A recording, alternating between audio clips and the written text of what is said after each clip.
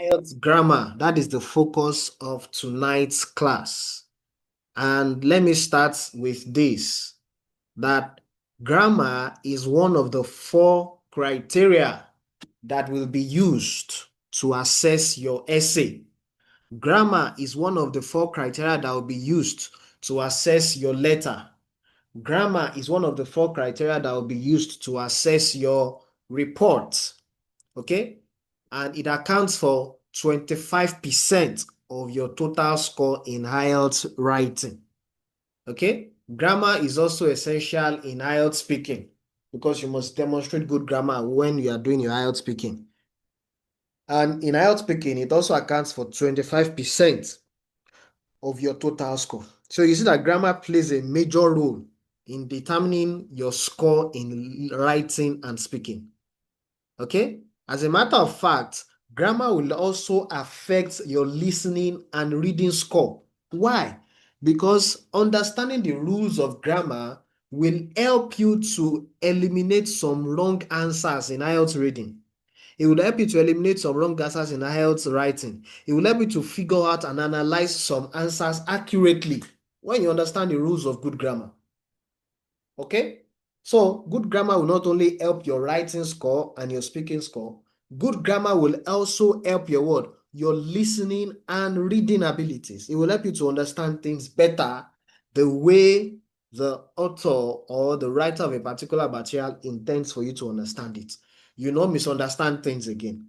And then whenever you talk or you write, you will not end up confusing people who are reading what you have written, or you will not end up confusing people who are listening to what you are saying. Bad grammar causes confusion. I'm telling you now. By the way, there are some cases where you see some candidates that will make few grammar mistakes, maybe 2 or 3 mistakes in an entire essay. 2 or 3 mistakes in an entire essay. And the examiners might still go ahead and give them maybe 8.5 or sometimes even 9.0. Okay? So the thing is that what? Such grammar mistakes did not cause a major problem of confusion for the reader. You understand? That's why it did not affect their scores seriously. So if your grammar mistake causes confusion in the mind of the reader, then it's going to affect your score. If your grammar mistake is a very glaring mistake, something that you should have seen and you should have corrected, that kind of mistake too will be penalized heavily. So you need to know these guidelines and keep them in mind and use them when assessing your essay yourself. Okay, when assessing your letter and your report. So there are 13 guidelines I'm going to give you, 13 helpful guidelines that I want you to what? That I want you to keep in mind, that I want you to put to work anytime you are writing your work, you are writing your essay. I hope you guys are getting my point. Let me know if you are still with me. Let me know if you are following me. I want you to drop a message. Let me be sure you are following me. If you are following me, please let me see your message. Let me know if you are still with me. If you are following me, let me see your message. Let me see your message if you are following me. Who is following me? Who is following me? Who is following me? All right. Thank you very much. Very good. So, all right. So let's go through the list, the guidelines one by one. Okay. And then as we go through the guidelines, I'm going to take you to this, our compilation of 64 essays. Okay, our compilation of 64 essays. You can readily download this essay from the website, okay? Or you can just send me a message on WhatsApp. I will forward it to you. It's a compilation of 60. Is that going to be 64 or even more than 64? All the different types of essays are represented in this book. Cause and effect essay, cause and solution essay, advantage disadvantage essay. You even have one effect and solution essay. You have opinion essay. You have outweigh essay. You have discussion essay. You have double question essay. All the different types of essays are represented. So as we look at the grammar guidelines, I'm going to bring you to this book to highlight how those how those rules were applied. Okay, how those rules were applied in the compilation. So what is rule number one? Rule number one is to write concisely. Okay? Rule number one is to what? Is to write concisely. And when we say concisely, what we basically mean is that what? Use few words to convey your thoughts and your ideas. Your sentences should not be unnecessarily long. You know that in IELTS essay, your essay will be made up of paragraphs. Okay? Your essay will be made up of what? Paragraphs. And each paragraph will be made up of sentences. Now, the guideline when it comes to concise writing is that what? Your sentences should not exceed 30 words. No sentence in your essay should be more than 30 words. Nothing more than 3 lines. In fact, that 3 lines is too much. Once you enter the third line, you should begin to think of how to stop that sentence because it's getting too long already. So let's put it at what? 2 lines or 2.5 lines. Concise writing. When you know that you should not write long sentences, you will begin to train yourself to be more concise with your writing. Writing concisely helps you to write in a way that is clear and easy to understand. You understand? They say less is more. It's better to use what? Fewer words that are appropriate in an essay than to use so many words that are unnecessary or inappropriate. So rule number one is to what? Write concisely. Somebody says, how do I know if I am writing concisely? Just count the number of words that you have in that sentence. How many words do you have? If it's more than 30, then there's problem. Then there's what? There's problem. If you look at majority of the sentences in this book, you're going to see that majority of them are fewer than 30 words. Look, I'm looking at this paragraph now. The only one that looks like is very long is this one in gray color. So let's count and see. It's probably going to be more, maybe a little bit more than 30. I'm not sure yet, but let's count and see. So look at it, everybody. A recent study, that's 3, by the Employment Agency International. So this is 1, 2, 3, 4, 5, 6, 7, 8, 9, 10, 11, 12, 13, 14, 15, 16, 17, 18, 19, 20, 21, 22, 23, 24, 25, 26, 27, 28, 29, 30, 31, 32, 33, 34, 35. So this is 35. Like I said, this is probably the only sentence in this whole essay that contains what? That contains more than 30 words. You see, it's not a common, if you check this book closely, it's not a common thing. So it's best to what? Keep your sentences concise. Okay? So if I want to reduce this sentence now to make it more concise, let me show you what I would do. So what I would just say is that what I would just write is that what I would just write that let me see, where can I write this now? Okay, let me just write on top of what we have here. Look at it. A recent study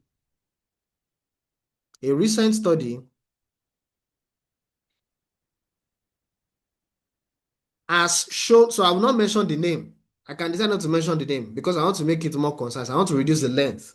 A recent study has shown that 83% of employees have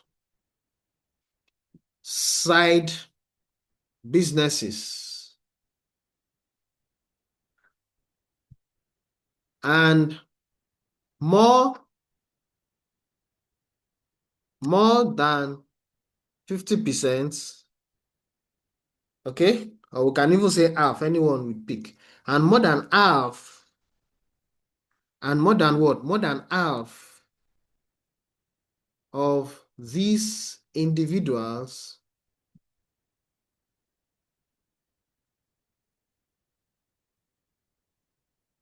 started their businesses to what?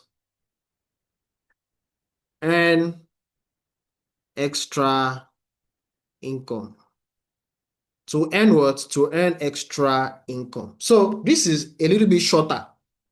A little bit, maybe it's probably going to be 32 or 31. Let me count. 1, 2, 3, 4, 5, 6, 7, 8, 9, 10, 11, 12, 13, 14, 15, 16, 17, 18, 19, 20, 21, 22, 23, 24, 25, 26. In fact, it's 26 words.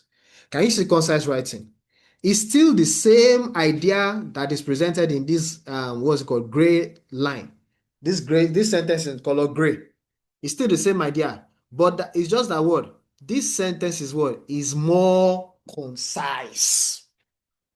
Ladies and gentlemen, concise writing, very, very important. Okay? So in writing concisely, you want to ensure that what your paragraphs contain two or more sentences, especially your your introduction paragraph, your introductory paragraph, and your conclusion, your concluding paragraph. They must contain three sentences. Okay, I hope you get my point. Now, let's look at the second rule. Let's look at the second rule or the second guideline. What is the second guideline? Variety of sentences should be used in writing your essay, in writing your what? The paragraphs of your essay. You need to make sure that you use what? Variety of sentences. What is the meaning of variety of sentences? We have three major types of sentences in English writing that should show up in our essay. We have simple sentences, we have compound sentences, we have complex sentences, and we have compound complex sentences. All those four types of sentences should show up. The problem most people face is that whenever they are constructing complex sentences, or whenever they are constructing compound complex sentences, they end up modeling things up and they make mistakes. So you need to master the art of using conjunctions, and it's because of the conjunctions that they use. You need to master the art of using conjunctions. I'm going to talk about that. That's another guideline that we're going to look at later on. You need to learn how to use conjunctions correctly so that you can write complex sentences like a pro student. Okay? So your sentences should be varied. Okay? Various sentence structures. Let me show you some examples in that book again. Look at this place, ladies and gentlemen. To begin with, people's needs, such as food, clothing, and accommodation, have increased remarkably. You see, this first sentence is a word.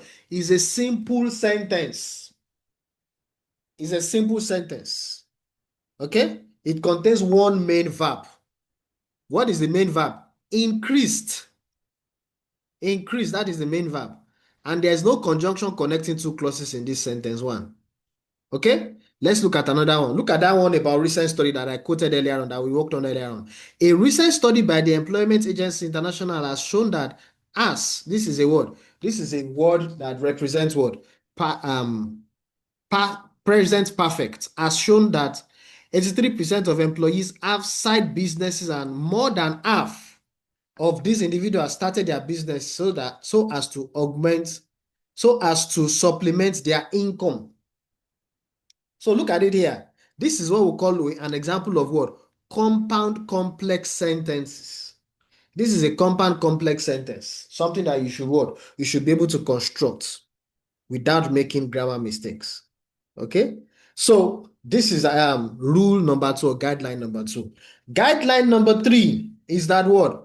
Punctuations must be used correctly. The number 1 punctuation I'm going to talk about is commas. There are 4 major punctuations that should show up, or that are likely to show up in your IELTS essay, letter, or report. The first one is called comma.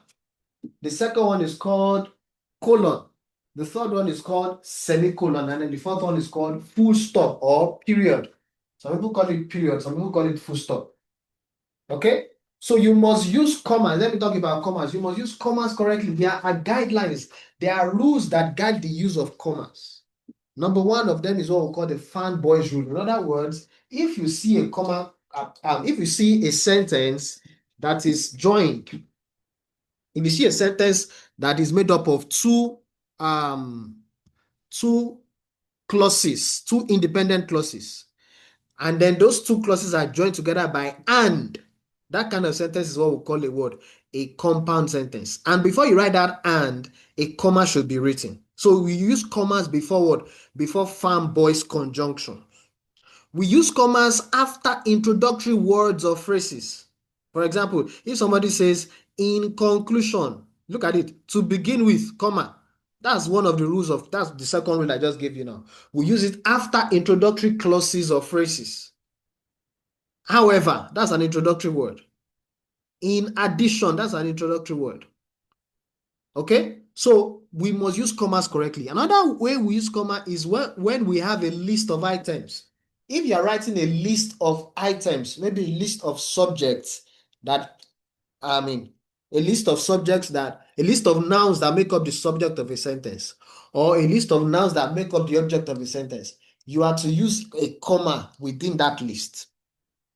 Okay? We use commas at the end of dependent clauses if they are followed by an independent clause. In other words, if you say that since I entered this house, I have not had any. This one, take it along. I beg, don't stress me. You can't meet your father to wait for you. Okay? Somebody says, since I have entered this house, I have not had any rest. Since I have entered this house, comma, there should be a comma after that. I have not had any rest. That part that says, since I've entered this house, that is what we call dependent clause. It cannot stand on its own. Anytime you write a dependent clause at the beginning of a sentence, there should be a comma after it before you write the word, the independent clause. That is what this guideline is saying. Individual phrases or parallel sentences. Then a comma should be used at the end of okay, I've talked about that. It should be used at the end of a dependent clause. Okay, a comma should be used to separate the individual phrases of a parallel sentence, a parallel statement. Parallelism is one of the concepts in English language that you also need to be familiar with. Okay, you want to construct a parallel sentence. That's a sentence that contains 3 or more clauses that have similar grammatical constructions. Okay, the second punctuation is semicolon. Semicolon, all these ones you are seeing here, look at it. These 2 dots, what are they? These 2 dots are colons. Okay, a semicolon looks differently. A semicolon looks, let me type a semicolon for you.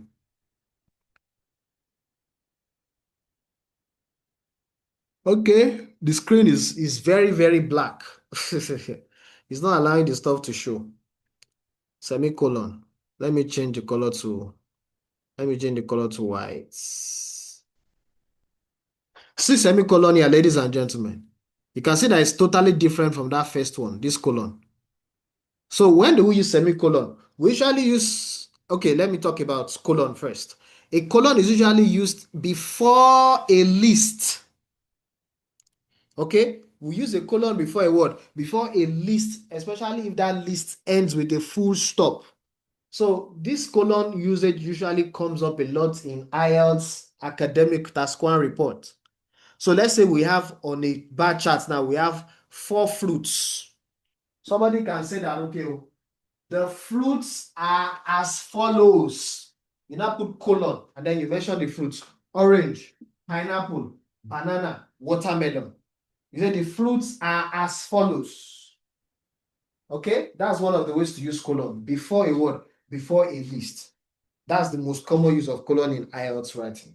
We also use colon to include, along with sentences like include the following, or let's say 3 countries are represented, and then we'll put a colon. And then after that colon, we list the countries. Okay, please, let me say this. Avoid mixing up AI with your word. Avoid mixing up AI guidelines that you don't understand with your writing. Because nowadays people like to just use AI anyhow. They don't understand what's going on. So I'm going to talk about that issue of AI later on. But then colon, we put colon before word, before our lists. Okay, let me show you some examples in the PDF compilation of 64 essays. Look at this, ladies and gentlemen. Colon. I want to search for colon in this book. Let's see whether there's any colon in this our 64 essay book. Now look at this colon here. Look at this, ladies and gentlemen. For instance, unlike other forms of land transportation like bikes and motorcycles, that's clause 1, there are no limitations to the use of cars with regard to weather conditions, since users can comfortably travel in all types of weather conditions. Colon, It now mentions the weather conditions. Rainy, scorching hot, and cold weather. Can you see that? Colon. So a colon was written before the word, the list that describe a list of adjectives to describe weather. A list of what? A list of adjectives to do what? To describe weather conditions. So we put it before lists. That's how we use colon. Hope you get my point. Hope you get my point. All right, let's look at the next point. Close your thoughts. Close your what? Close your complete thoughts. And there are two major ways to close your complete thoughts. It's either you use full stop or period, or you use a semicolon or colon. Those are the two ways to close your complete thoughts. If you use the colon, ensure that the clause that follows that word, ensure that the clause that follows that colon is a list of items. If you are using a colon, but if you are using a semicolon, then the next thing after that semicolon can be a word, can be should. In fact, it should be a word, should be should be an independent clause. Okay. If you don't learn to use full stop and semicolons to close your thoughts, your sentences will be fragmentary. Fragmentary basically refers to incomplete sentence, incomplete ideas, and it's going to cost you marks. So please take note of that. Make sure you always close your thoughts whenever you are writing. Number 5, conjunctions. I talked about this earlier on. Conjunctions are words that are used to add information. They are used to contrast ideas. They are used to start paragraphs. They are used to connect clauses. So we have the conjunctions that operate at the sentence level. They connect clauses, they connect sentences. Examples are coordinating conjunction, for, hand, but. You understand? We have about 7 or 8 of them. Conjunctions. Now, we have some conjunctions that basically connect what? They connect paragraphs. Let's put it that way. In other words, when you want to start a paragraph, you use these conjunctions. Look at the examples here. We have some conjunctions for adding information. Usually, conjunctions for adding information, they usually show up within a paragraph. So we have a paragraph now, and then you have written one point. You now want to write a second point. You can start that second point by saying in addition, or you can say additionally. You are adding extra word information. Then we introduce look at this other example to introduce examples. To introduce examples, what do you use? We can use words like to illustrate.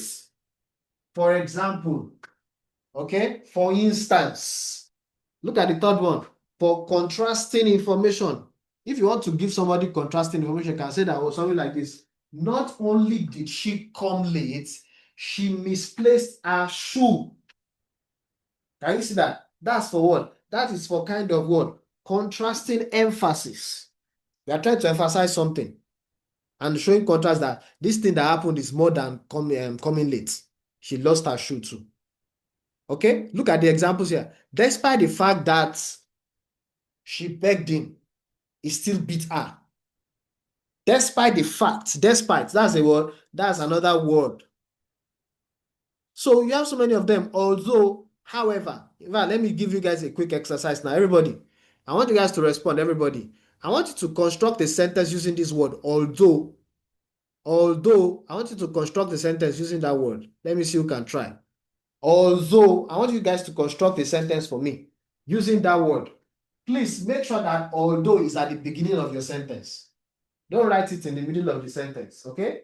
Although, I want you to construct a sentence using although. Anybody? Let me wait for a while. Let me wait for a while. although, okay? Who has finished writing? Let me see your response. Oh. I want you to drop your message in the Zoom chat. Let me know who has written, what's it called? Written something for what? For that task I gave you. Although is a sentence that is basically used for contrast. We use it to present what? To present contrasting information. We use it to present contrasting what? Contrasting information. Okay, let me give you my own example. Let me give you my own example here, ladies and gentlemen. So let's look at this.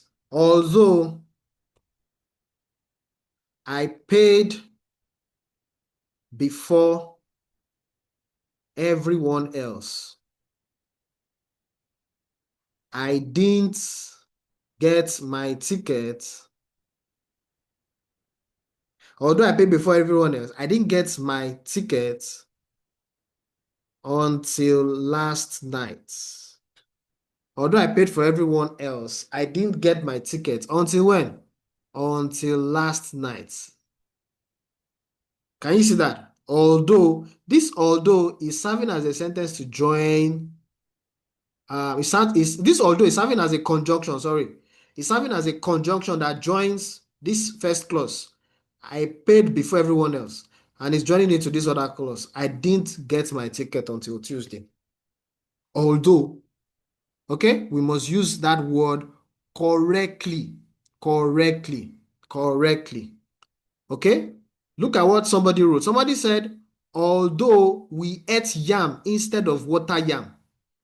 Let me type it out for you. Look at what the person wrote. So you're going to see that there's a huge difference between what that person wrote and what I wrote.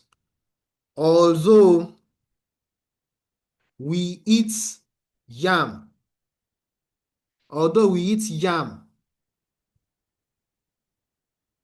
instead of water yam. That's what the first person wrote. The second person too, there's a fundamental error with your word, with your sentence. The second person has also posted their example. Okay, I was expecting that you guys will follow my template, but it's like you did not follow my template. Look at the second example. Although I woke up early, but I came late. Okay, so here is the second sentence that we have.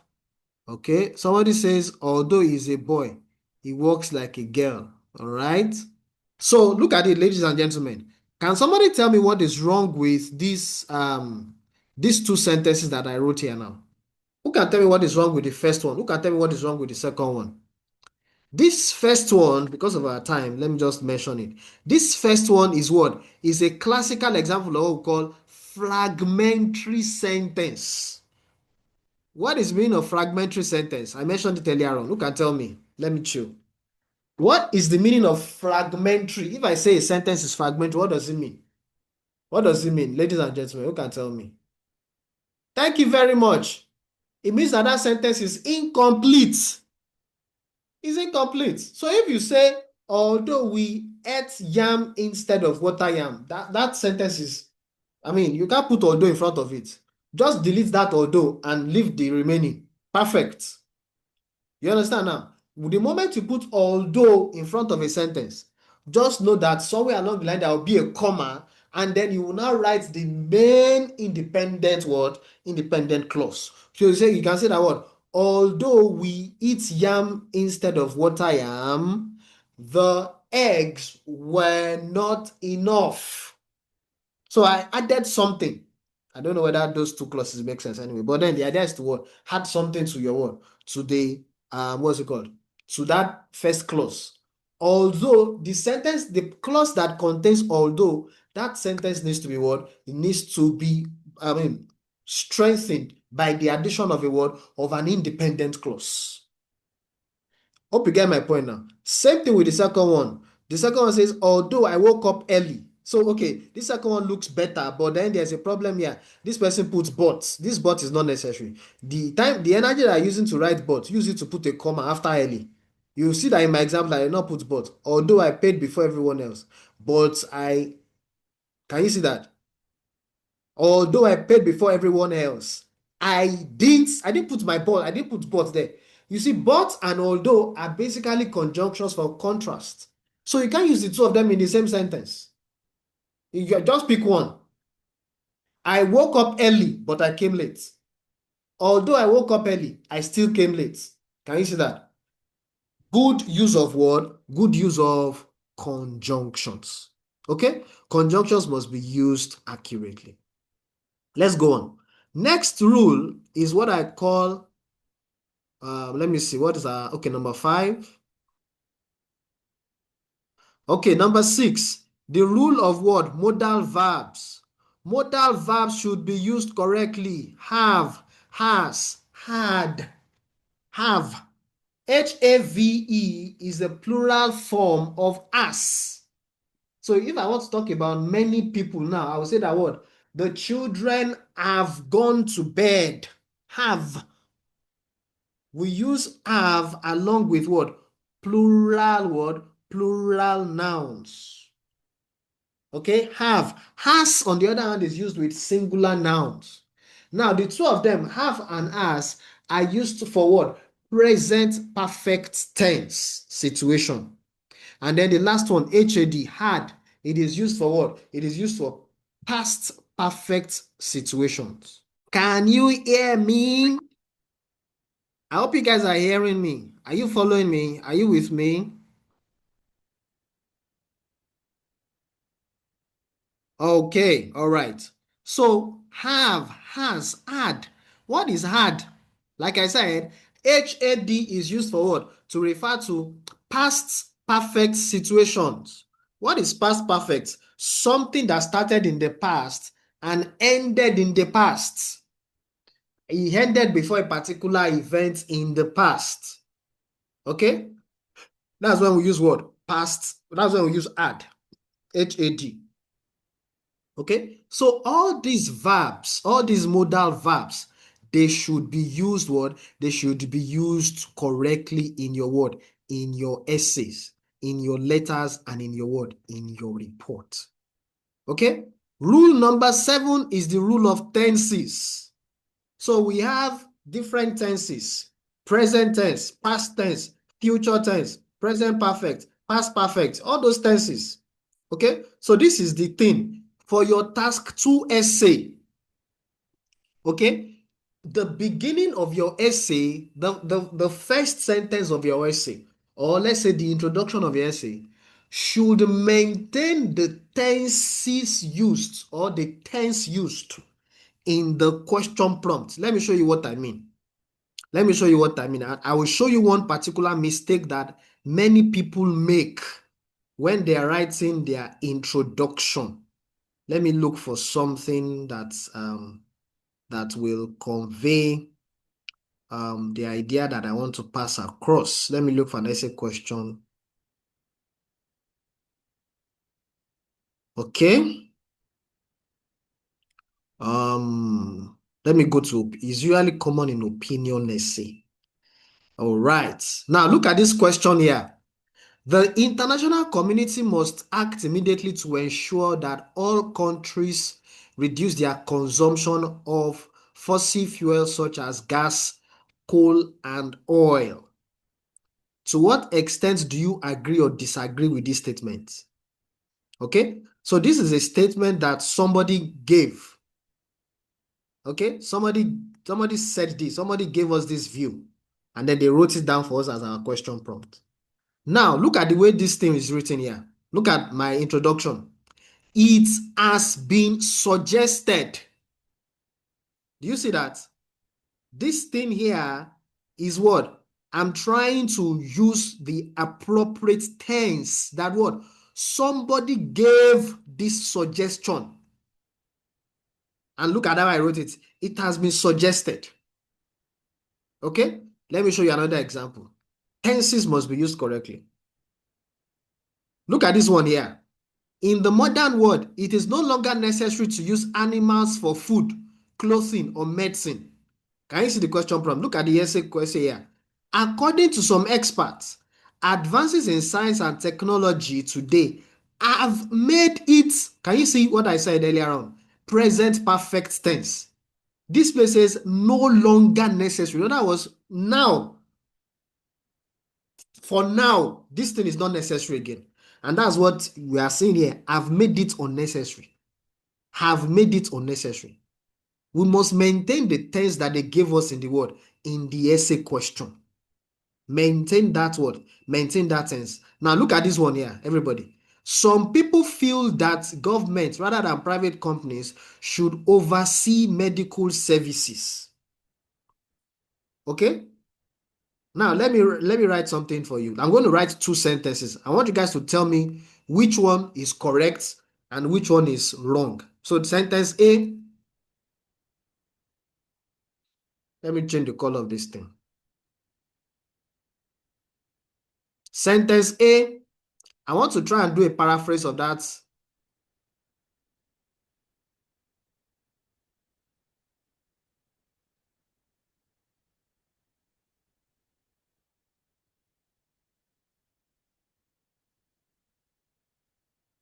I want to do a paraphrase of that question prompt. That's what I'm trying to do. So look at it.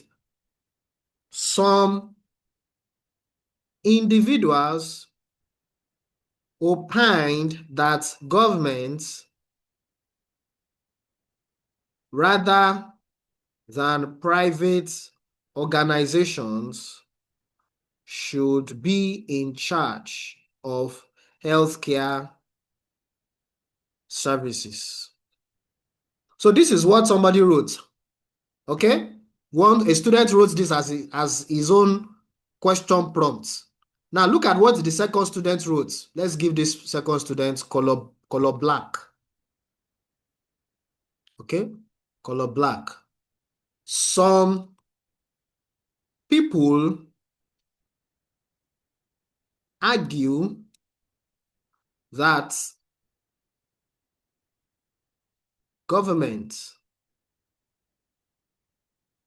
rather than private organizations, should be in charge of healthcare services. Now, ladies and gentlemen, look at it. Look at our two question prompts. Which one is correct grammatically? Is it the red one or the black one? Who can tell me? Or is it both of them? Some people will say it's both of them. Let me see.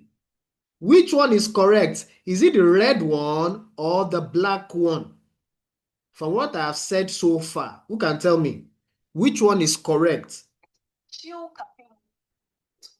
Which one is correct out of these two sentences? Anybody? Is it the red one? Some individuals opined that government rather than private organizations should be in charge of healthcare services. The other one says some people argue that government rather than private organizations should be in charge of healthcare services. The major thing that is different between the two. Okay? Somebody says the black one. Why is this black one more accurate than the red one? It's simply because the black one maintained the tense used.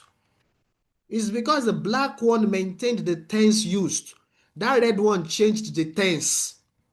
You see the tenses here. Look at the tense here. Some people feel. What tense is feel? Present simple tense. Feel. So if I want to paraphrase this word feel, I must use a word in its present simple tense format. I cannot be using past tense. This red one is using past tense, opined. Some individuals opined that. No, that's not the correct tense to use. That's wrong tense. Or let's say that's wrong tenses you are using. The correct tense should be what? Present simple tense. Some people argue. Either you say some people argue or you say some people opine. O-P-I-N-E. Don't put the D. Remove this D. Remove it. It's not needed. It's not past tense. So our tenses must be what? Our tenses must be accurate. Use the correct tense when writing the introduction.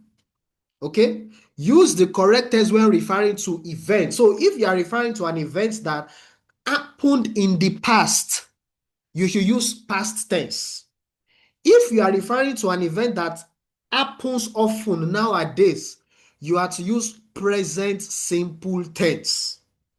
If you are referring to an event that is likely to happen in the future, you are making a forecast, then you use future tense.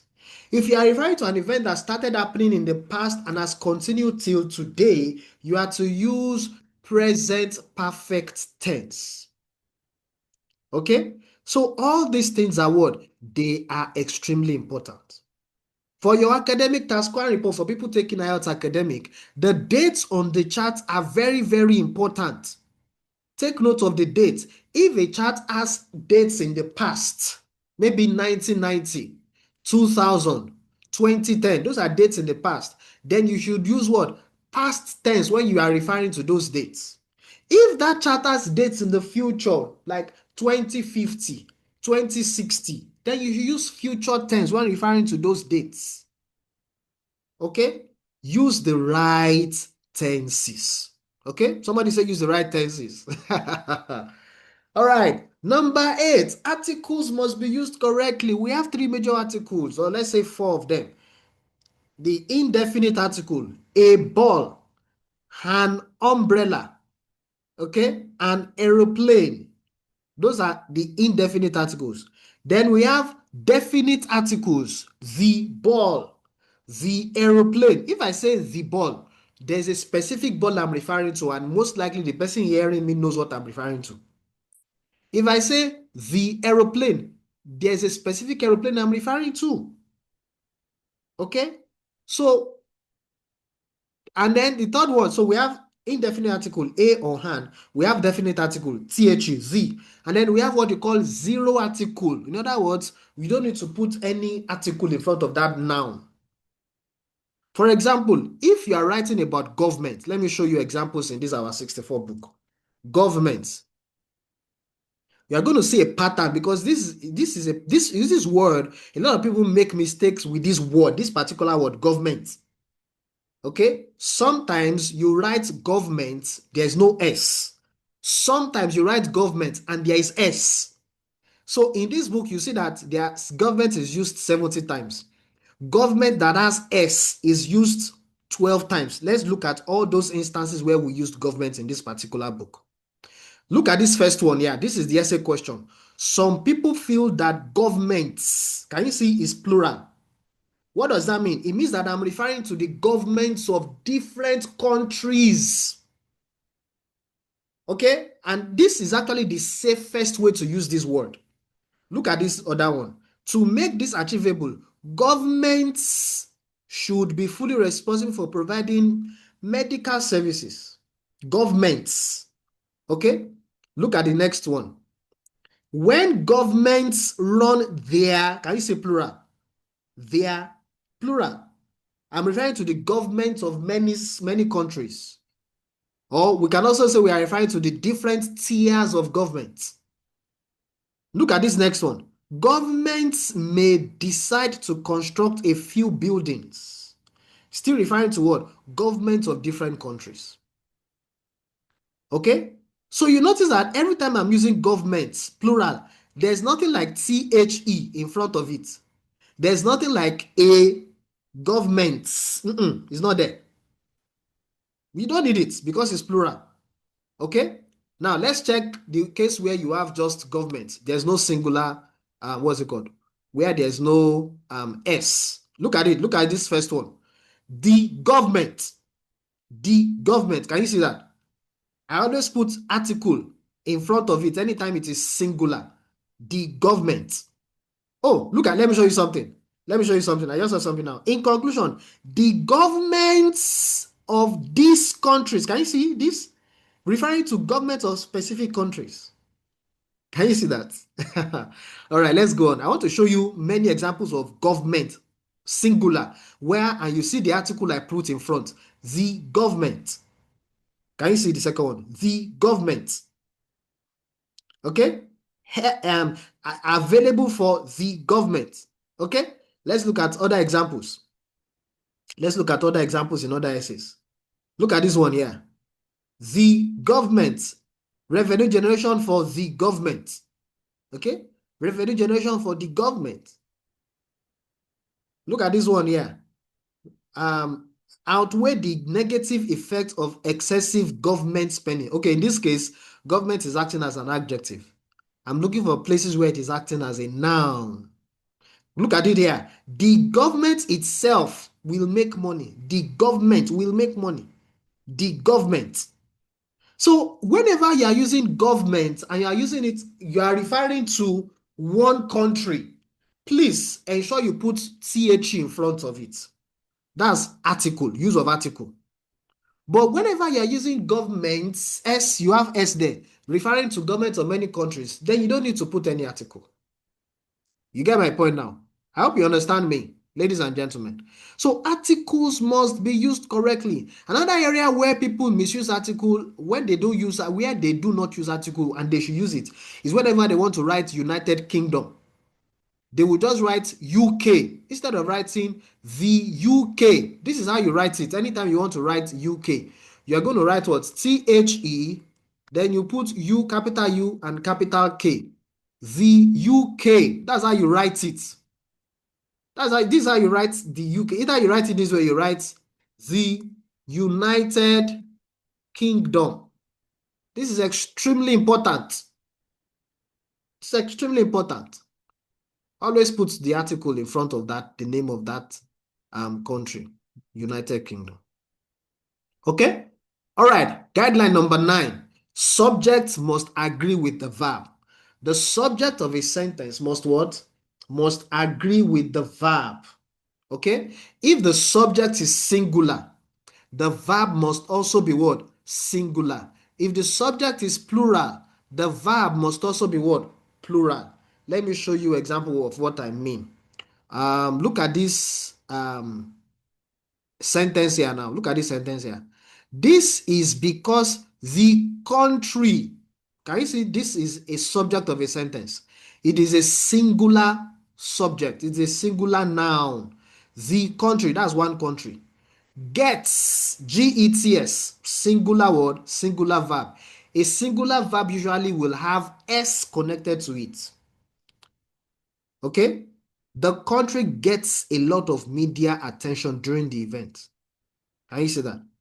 So a singular subject connects to a word, a singular verb. Look at this one here now. Look at this sentence. Many people argue that, argue. Many people is the subject of the sentence and argue is the verb. So how do we say it? Many people argue that. If I want to change it to one person, I'll say that word. He argues that, he, referring to one person, argues. I put the S there. That's what subject-verb agreement. Singular subject connects to what? Singular verb.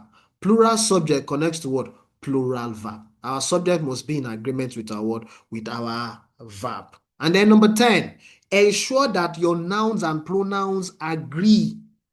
Whenever you write a pronoun referring to a noun, make sure that there's numerical agreement. If the noun you are referring to is plural, then you should use a plural pronoun.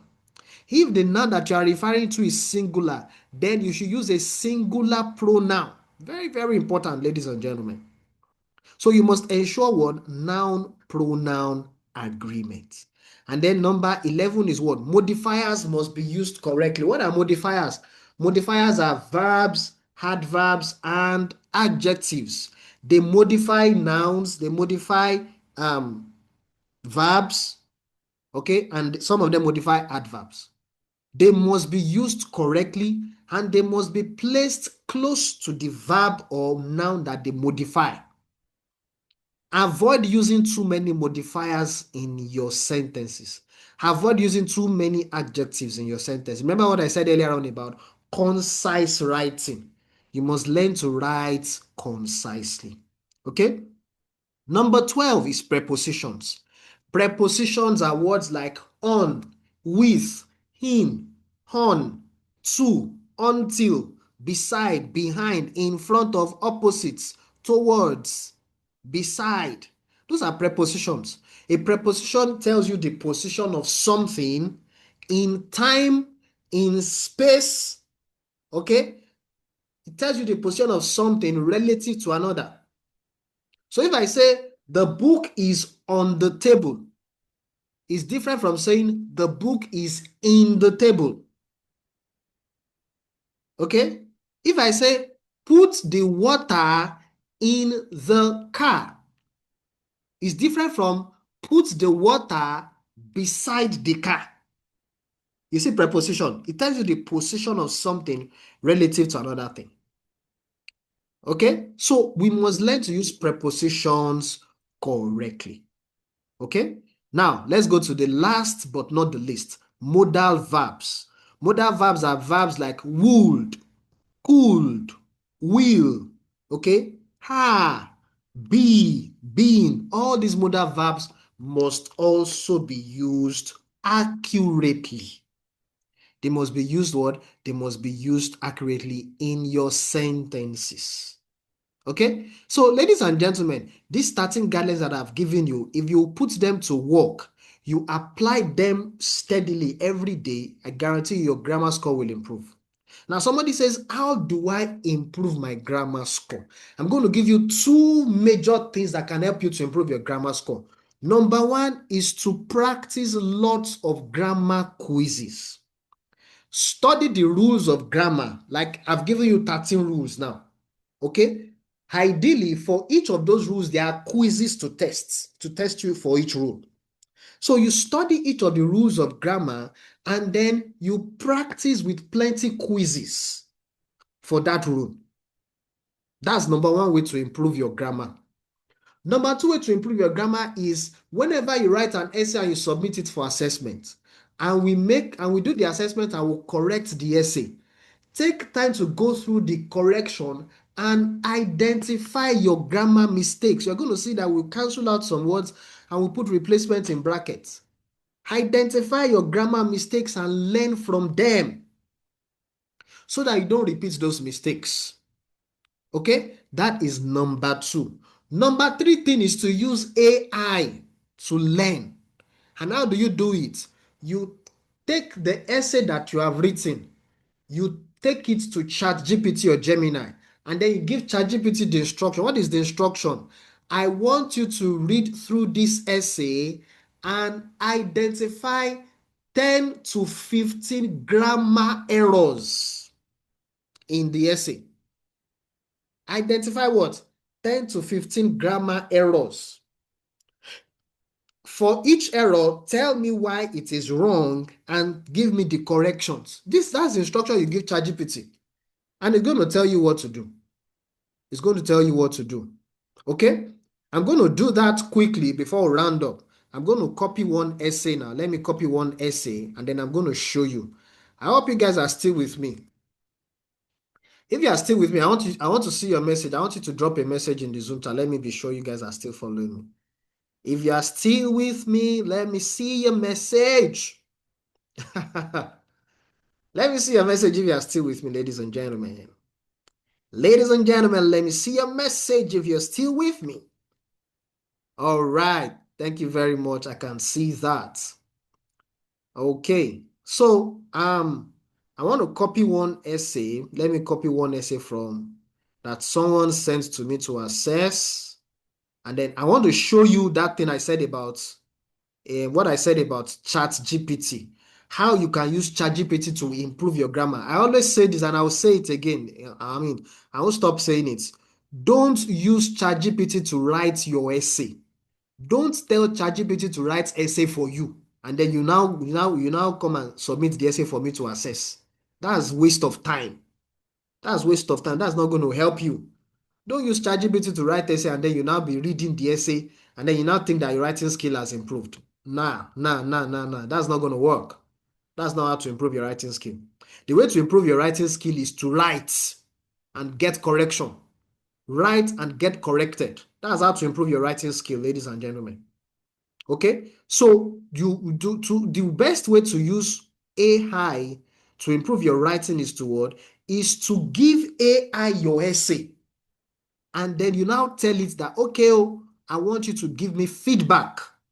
I want you to make corrections to this essay and tell me, okay, what should I do? Or what are my mistakes? And you see, that's what I'm going to do now. I'm going to share my screen with you now. So this is our browser.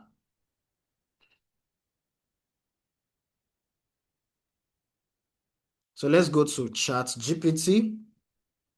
I'm going to use ChatGPT and let me see if I can also use Gemini. Gemini.google.com. All right, Gemini. Let's go to Gemini and let's go to ChatGPT. ChatGPT.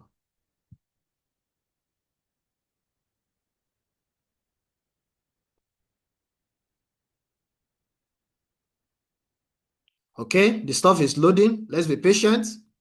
Let us be patient.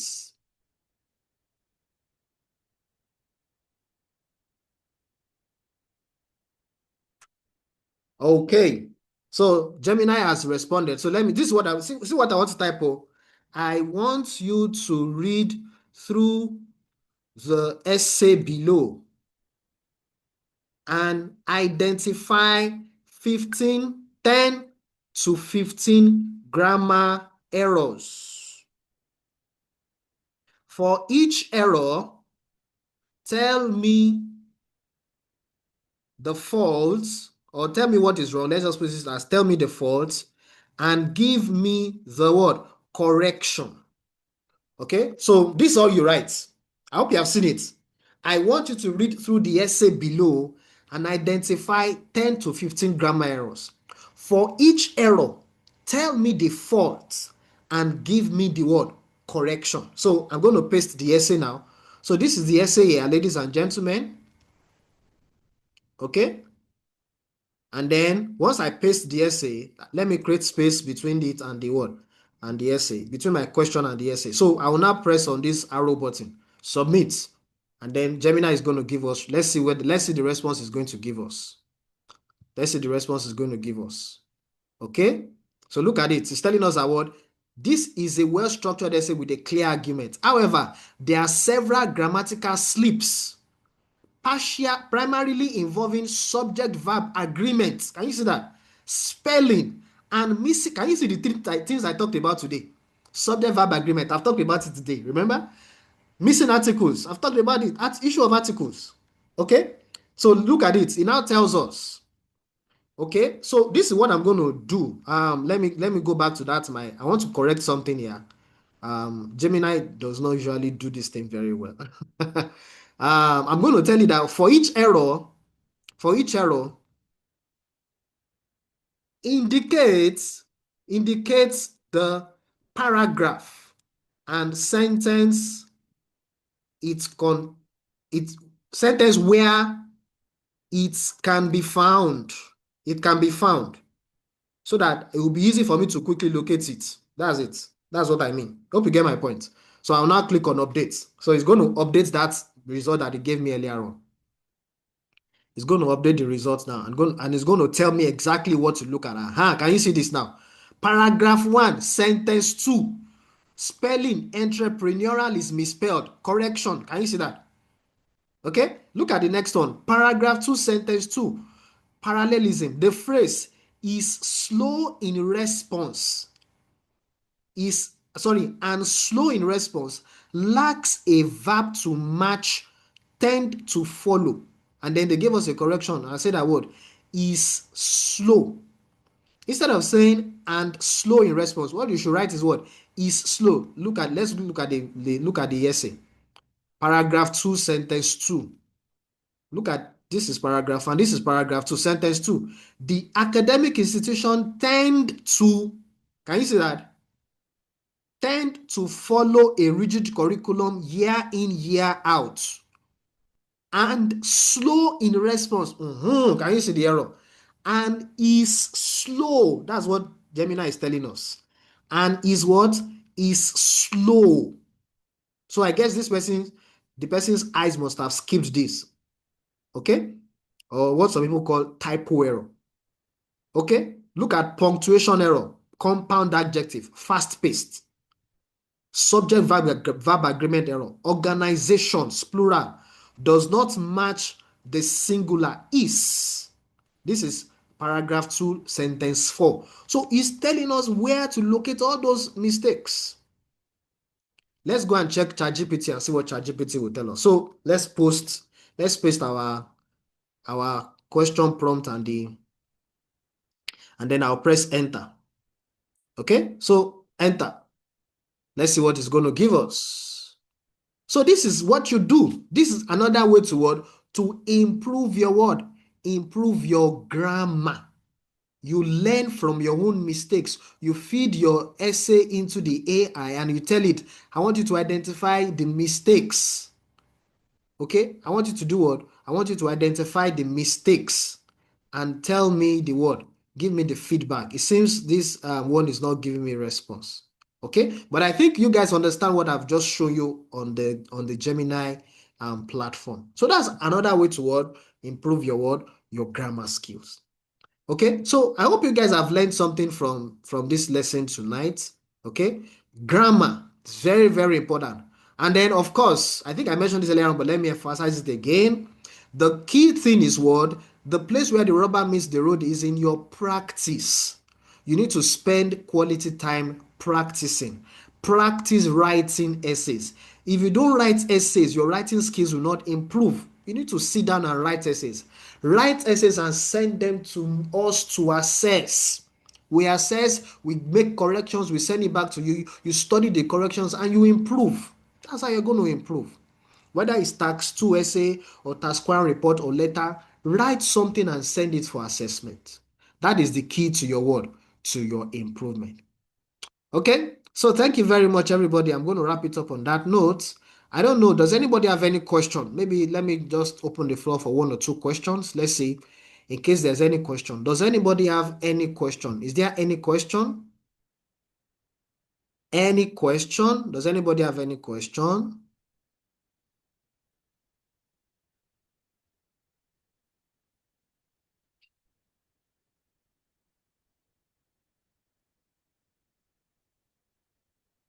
Any question?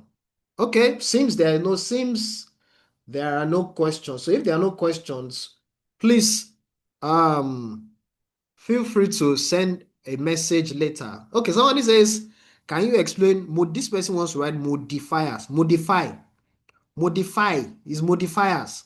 Modifiers are adjectives. Adjectives are like words that qualify nouns. Okay? They are words that qualify nouns. Adjectives, for example, if I say the blue bag, blue is a modifier. It tells me the type of bag we are talking about. Okay? The government officials are working rapidly. If I say they are working rapidly, rapidly is an adverb that modifies working. That's what we mean by modifier. Modifiers, they basically what? They give us extra information about what? About verbs or about nouns. Another word for modifier is adjective or adverb. Okay? I'm trying to scan through these essays to see whether I will see anything that sounds like a modifier that I can use to illustrate. All right, look at this one here now. Look at this particular word here. Inherent. Inherent abilities. This thing here. He credits his inherent abilities. You see this word inherent here is acting as a modifier. Is acting as an adjective to qualify abilities. Inherent means intrinsic, internal, inborn. That is the meaning of inherent. So somebody can have an ability that they developed after they were born, maybe as they were growing up, they developed the ability. Another person, the thing just comes naturally. We call that one inherent. So this is modifying abilities. So it's an adjective, or we can call it modifier. Look at this one here. Kanu Nwankwo, a talented Nigerian football star. So you see that here, this word here, star, is a noun. It is supported by 3 adjectives.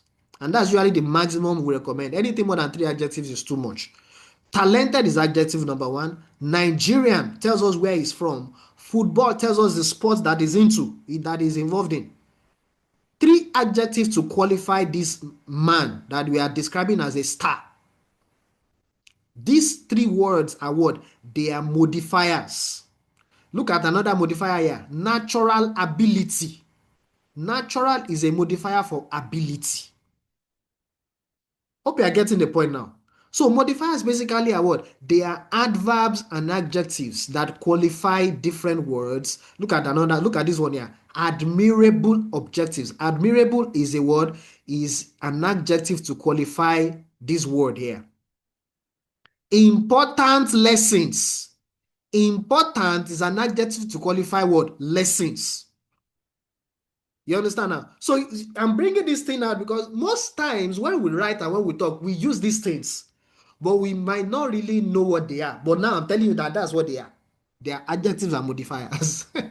So you just need to learn to be more intentional with the way you use them and use them correctly. These are things that when you use correctly, they increase your chances of getting a good score, good vocabulary score, good grammar score. I hope it's clearer now. I hope I've made it clearer now. Modifiers. So, any other question? Any other question? Any other question?